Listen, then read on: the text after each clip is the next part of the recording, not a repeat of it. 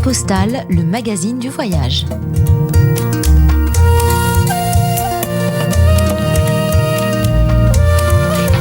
On prend la direction du Pays Basque, le Pays Basque espagnol en compagnie d'Evelyne Dreyfus. Bonjour Evelyne. Bonjour Léa.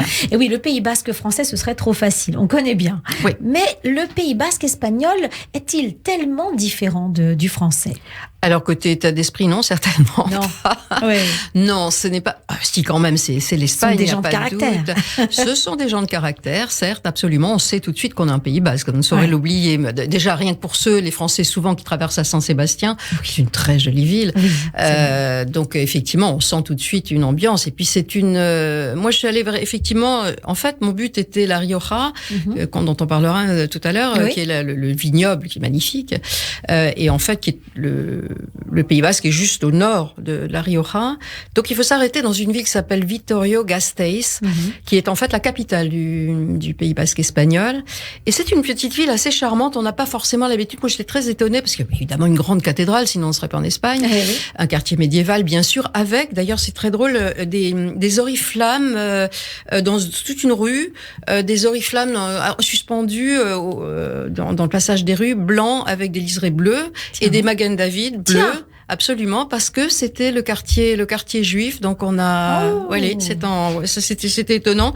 Quand je suis arrivée là-bas, c'est dans le quartier d'ailleurs de la cathédrale, on appelait ça le quartier de la Giudimenti. Oui. C'est resté, donc c'est assez étonnant.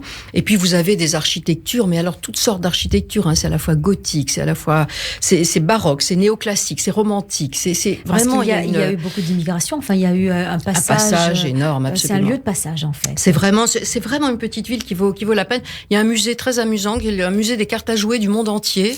Et alors, c'est absolument étonnant de voir, c'est étonnant de voir la diversité des jeux de cartes. C'est assez marrant. Alors, comment on s'y rend depuis Paris, par exemple?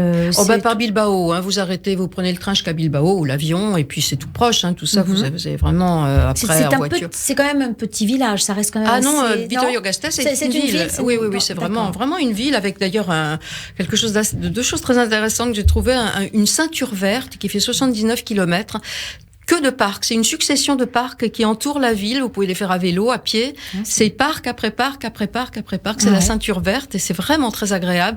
Et puis une chose très étonnante, c'est moins glamour, mais ils ont un système au centre-ville de ramassage des ordures qui est totalement pneumatique. C'est-à-dire que vous n'avez pas de camion vous avez des bennes avec le tri. Et puis tout ça passe directement en sous-sol vers la déchetterie. C'est ingénieux. Ah oui, tout à fait. C'est bon. Je veux dire, c'est une originalité comme une autre. Mais ça fait partie des choses qu'on remarque. Et puis bon, après, à partir de là, vous n'êtes pas loin. Est-ce que c'est le lieu où on se pose, par exemple, pour visiter? Oui, ça vaut vraiment la peine de la visiter. Hein. Et alors après, pour visiter le Pays Basque, oui, bien sûr, on peut. C'est la capitale. Imaginer, oui, tout à fait. Donc un hébergement. Et ça fait partie des villes en fait où on n'irait pas. Je veux dire. C'est pas nécessairement l'endroit où on débarque automatiquement. Et c'est dommage, parce que c'est vrai que si vous allez ensuite, ce que je vous conseille, vers la Rioja, hein, je veux dire, parce que ça, c'est vraiment un pays, c'est un pays de vignobles, donc c'est toujours, en général, c'est rare les pays de vignobles qui sont laids, hein, ça c'est évident. Hein. Et alors, ils ont... d'abord, les vins de la Rioja sont franchement célèbres et très bons. Hein. Je veux dire, ils tapent un peu. Hein. Moi, je veux dire, ils sont quand même titrés gorgés de soleil. Et par conséquent, ça monte assez vite. Mais ils ont des caves et des chais absolument dingues. Ils ont fait appel aux plus grands architectes du monde. Vous vous baladez là-dedans, mais c'est carrément une visite d'architecture. Vous avez notamment, alors, c'est vraiment, je crois que si je suis allée là-bas, c'est un petit peu pour ça.